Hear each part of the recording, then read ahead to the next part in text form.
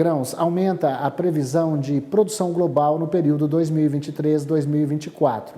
De acordo com os dados, a previsão para a colheita de grãos e fibras é de aproximadamente 2 bilhões 310 milhões de toneladas. O aumento na produção de milho é o responsável pela revisão para cima dos números iniciais. Espera-se que o volume chegue a 1 bilhão 234 milhões de toneladas. A soja, por outro lado, deve ter um volume muito menor na colheita, com cerca de 391 milhões de toneladas. A diminuição na previsão é explicada pelos problemas climáticos que os produtores brasileiros enfrentaram e enfrentam durante o plantio. Para o consumo global, o Conselho estima 2 bilhões 317 milhões de toneladas. Já no comércio internacional, são esperadas negociações de 149 milhões de toneladas. É sobre esse tema que eu vou conversar agora com a Ana Luísa Lodge, especialista de inteligência de mercado de grãos da StoneX. Então, Ana Luísa, obrigado por se juntar a nós. Previsão de soja para baixo, mas de milho para cima, né? Então, o mundo consome mais milho que soja, é isso? Boa tarde, eu agradeço o convite novamente. Na verdade, a gente tem que lembrar que a produção de soja ela é muito concentrada em poucos países, né? Então, aqui na América Latina, Brasil e Argentina e Estados Unidos. Então, o que acontece nesses países impacta mais fortemente o balanço mundial. Então, esse ano a gente está tendo perdas aí no Brasil, o que explica essa revisão que a gente viu aí para a safra mundial. No caso do milho, a produção ela é mais espalhada ao redor do mundo, e além disso, os Estados Unidos, que são o principal produtor de milho do mundo, tiveram uma safra muito, muito positiva, 23, 24, mesmo com algumas questões climáticas que eles enfrentaram. Além disso, aqui no Brasil, a gente está muito no começo do ciclo de inverno ainda, plantando a safrinha, mas por enquanto a gente não está tendo grandes ameaças climáticas, como a gente viu aí no ciclo de verão, que afetou tanto a soja quanto o milho-verão.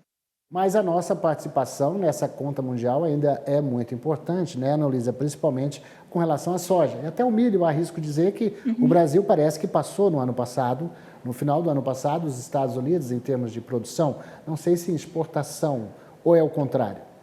É o contrário.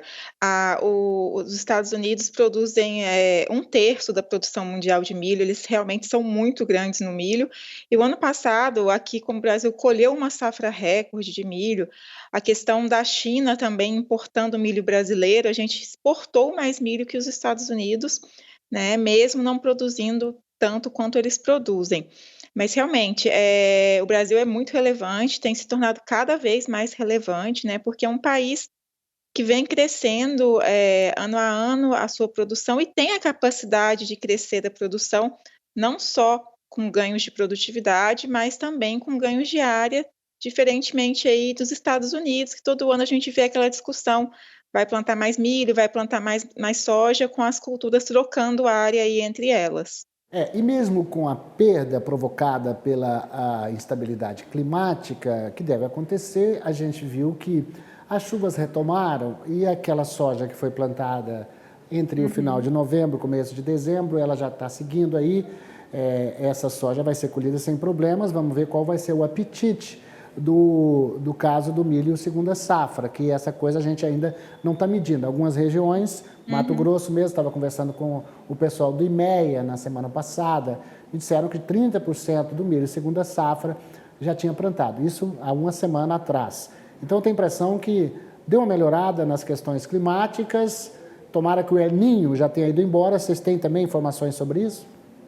O El Niño deve ir embora aí nos próximos meses, né, entre abril e maio, mas realmente a perspectiva atual, desde o final de ano, como você mesmo disse, ela está mais favorável em termos climáticos, e o plantio da safrinha de milho também, ele está mais adiantado do que no ano passado, mesmo com todos os problemas que a gente teve com a soja, porque por causa do clima muito seco e quente que afetou as áreas produtivas aí durante o verão, o ciclo da soja acabou adiantando em várias áreas, né, por causa dessa combinação de calor e falta de chuva. E aí a gente está conseguindo plantar uma safrinha de milho de forma um pouco mais adiantada que o ano passado, por causa dessa questão climática que prejudicou a soja, mas abriu uma janela um pouquinho melhor para o milho aí agora no começo de ano. Ana, a gente vê aí o IDC fazendo essas projeções, a gente, na verdade, tem a Argentina voltando para o mercado também, resolveu lá os problemas climáticos. O que, que a gente tem? A gente tem muita produção, mas a gente tem também faturamento menor, tem que olhar esse mercado também, porque, no fundo, a remuneração ainda continua baixa para quem produz commodities. Sim, a gente viu aí desde 2023 uma tendência de queda de preços, né? E muito relacionada não somente a essa questão da safra argentina tá boa esse ano, compensando eventualmente o que a gente vai perder aqui no Brasil, mas é também uma preocupação pelo lado da demanda. A gente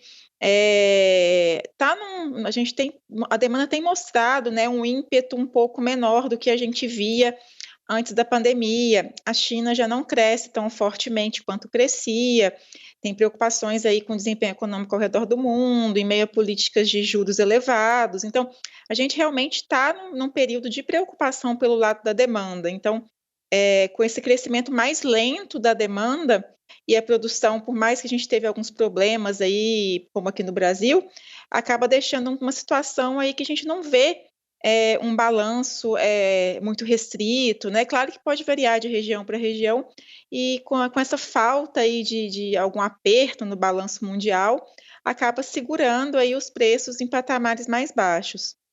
Um ano que talvez não aconteça grandes surpresas, né? Teremos que aguardar o desenrolar de algumas situações políticas, como a eleição nos Estados Unidos, que vai impactar diretamente no futuro aí da guerra entre Rússia e Ucrânia, que na verdade acaba sendo a Europa inteira passando por isso. A gente está vendo os agricultores europeus num movimento intenso com relação à busca por melhores condições de produção e baixa de custos, o cenário de inflação também, a Europa crescendo menos.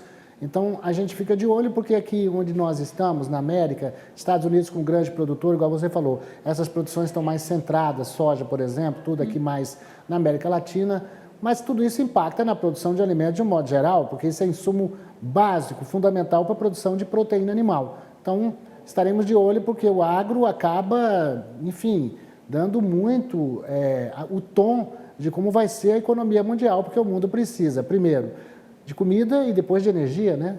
Uhum.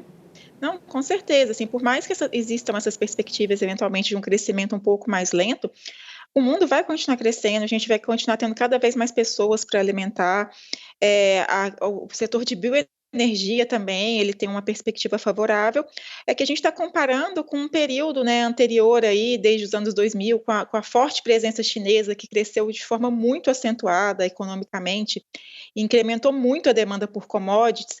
Então, é essa presença chinesa que a gente já não tem visto aí nos últimos anos, porque a China agora continua crescendo, mas crescendo a uma taxa mais moderada, e a gente não tem um outro país, né, que está substituindo esse crescimento tão acelerado que a gente viu da China desde os anos 2000. Mas a gente vai continuar crescendo, o Brasil vai continuar aí sendo um dos principais fornecedores de alimento, de commodities para o mundo, só que a perspectiva realmente é de um crescimento um pouco mais lento, além de todas essas questões aí citadas, né, guerras, questões geopolíticas que também podem afetar a configuração dos fluxos mundiais das commodities. Talvez a gente também, e o governo parece que tem sinalizado, o vice-presidente Alckmin, que é um defensor de uma política industrial mais focada no desenvolvimento nacional, para a gente poder, já somos, né, grandes exportadores de commodities, mas a gente começar a agregar valor com a transformação dos produtos aqui dentro. Não, sim, né, quanto a gente exportar produtos mais de maior valor agregado, é bom para o país e também para a economia local, né, a gente por mais que se destaque aí nas exportações de commodities, as commodities têm pouco ou nenhum processamento, né, então tem menor valor agregado, e então há espaço sim para crescer nesse sentido e de repente agregar mais valor aqui, a gente já tem aumentado, por exemplo, as exportações de farelo de soja, de óleo de soja. No caso do óleo, esse ano as exportações devem cair porque a mistura de biodiesel está subindo, né? Subiu de forma mais acentuada. Então, mas a gente tem espaço sim para agregar um pouco mais de valor nas commodities internamente e depois exportar. Muito dos números da balança comercial passada agora, divulgada, que você tem a soja, depois você tem petróleo, minério de ferro, aí depois volta o agro de novo com açúcar e depois farelo de soja. Então você vê a importância do agro dentro dessa balança comercial, daquilo que gera divisas para o país, quase 100 bilhões de dólares de superávit em 2023. Ana Luísa Lodge, obrigado pelos seus esclarecimentos aqui no AgroTarde. Um bom final de semana para você. Eu que agradeço, um ótimo final de semana.